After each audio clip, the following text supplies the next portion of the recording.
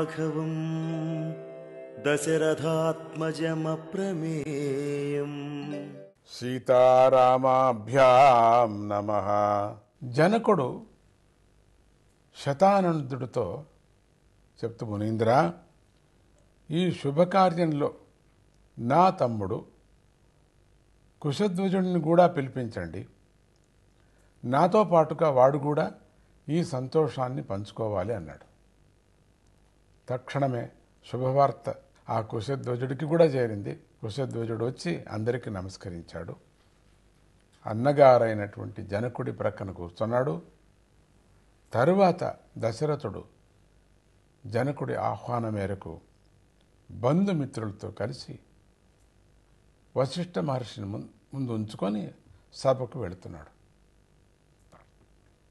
సభలో ఇలా ప్రకటించాడు: ఓ జనక మహారాజా, మా కులగురువు వశిష్ఠ మహర్షుల వారు ఇంతవరకు వారే మమ్మల్ని నడిపించారు. ఇప్పుడు విశ్వామిత్రుల వారి అనుమతితో వారు మా వంశ క్రమాన్ని చెబుతారు అన్నాడు.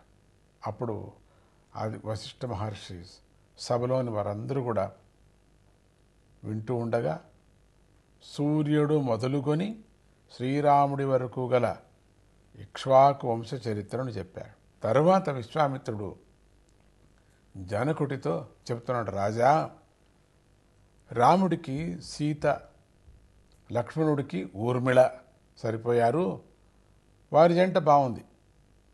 నీ తమ్ముడు కుశధ్వజుడికి 2 కూతుళ్ళు ఉన్నారు. వారిని కూడా దశరథ కుమారులైనటువంటి భరత శత్రుఘ్నులకు ఇచ్చి పెళ్లి చేయటం మంచిది. మేము ముహూర్తం పెడుతున్నాము. మీ 2 వంశాలు కలిసిపోవాలనేదే మా కోరిక అన్నాడు. జనకుడు, కుశధ్వజుడు సంతోషంగా తమ యొక్క అంగీకారం అంతా తెలిపారు. ఇంకా సంతోషమే కదా. మునులకంతా నమస్కారాలు చేశారు. దశరథుడు పెళ్లికి ముందు చేయవలసినటువంటి కార్యాలను కూడా చేయించాడు. మంచి పుష్టి గలవి, బాగా పాలు ఇచ్చేవి, లేగదూడలతో గలటువంటి 4 లక్షల ఆవులను తెప్పించాడు.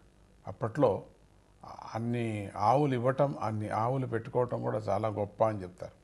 రాజులకే ఇది సరి అని, అప్పుడు యొక్క చక్రవర్తులకే సరి అని. వాటి కొమ్ములకు బంగారు తొడుగులు వేయించారు. పాలు పిండుకోవటానికి కంచు చెంబులను కూడా తెప్పించాడు. తన కుమారుల శ్రేయస్సు కోసమై వాటిని బ్రాహ్మణులకు దానం చేశాడు. జనకుడు సీతతో వచ్చి సీతను రాముడికి అప్పజెప్పి నీళ్లు వదిలాడు.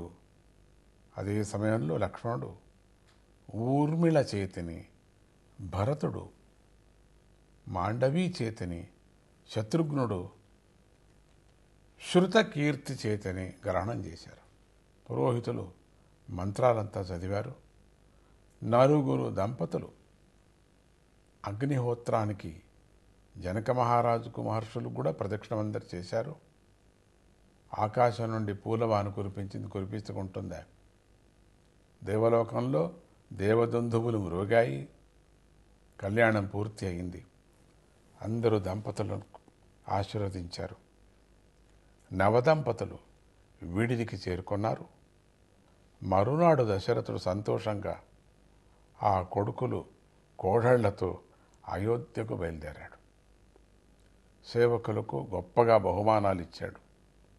జనకుడు కొంత దూరం వరకు పెళ్లి వారిని సాగనంపి మళ్ళీ మిథిలకు చేరుకున్నాడు.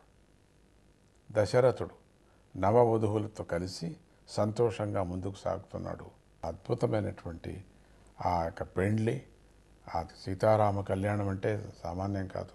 పెళ్ళి తర్వాత సాగనంపటం కూడా అది ఎంత చెప్పుకున్నా చాలదు. సీతారామాభ్యాం నమః.